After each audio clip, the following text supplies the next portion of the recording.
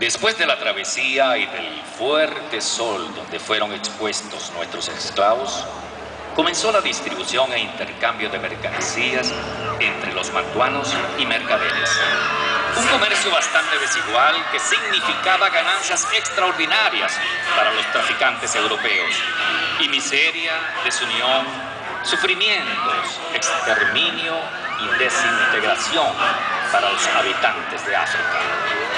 Los esclavizados eran intercambiados por los comerciantes blancos por medio de trueques.